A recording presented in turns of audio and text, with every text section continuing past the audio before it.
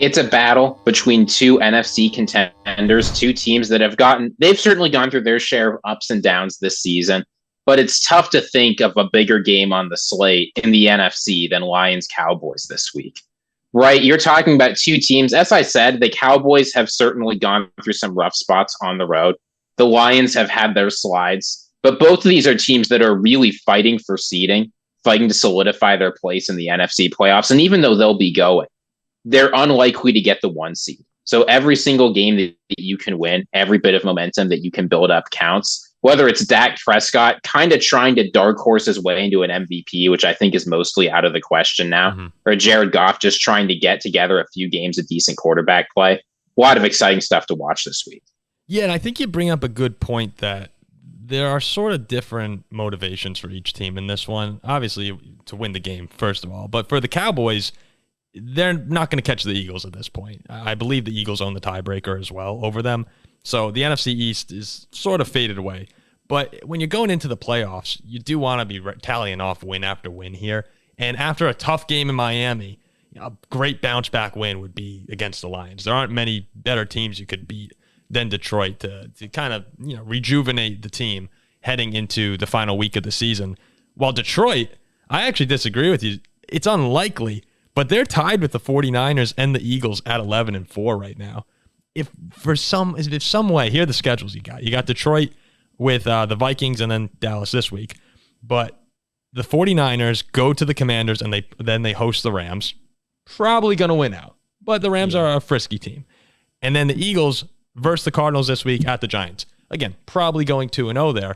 But the 1 seed is still in play for Detroit, even though it's unlikely. Well, if they win out and the Niners lose 1, it doesn't matter what the Eagles do. Well, the Eagles own the tiebreaker over Detroit. No, Detroit does. No, if Detroit finished 13-4, they have the number 1 seed. Philly's got the strength of victory tiebreaker. So if they both win out, Philly, I think, will get it. Maybe it's Detroit. Maybe if Detroit won both their games and Philly won both their games, it would wind up swinging because Detroit's playing, or Philly's playing the Giants and the Cardinals. I know for a fact if Detroit wins the last 2 and San Fran loses 1, Detroit's the number 1. Because the Lions would have beaten the Cowboys, so they'd have they'd have the common opponent tiebreaker. You're right.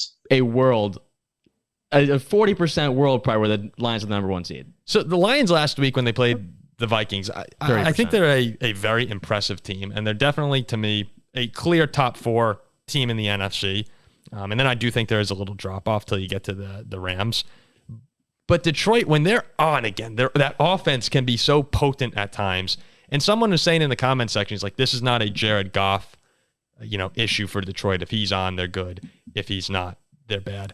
And I still disagree with that. The offensive line is finally getting healthy again.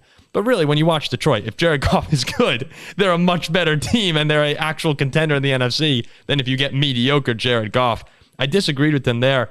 I look at this team right now, and when you compare the weapons that they have to the 49ers, to the Eagles, to the Cowboys, I think they stack up right with them. I see no reason why a win here for Detroit on the road at Dallas wouldn't vault them back up into Super Bowl contender in most people's eyes. I think at this very moment, they are a Super Bowl contender in a lot of people's eyes. Do you trust them, though, against the 49ers? I think Dallas blows them out this weekend. Oh, okay.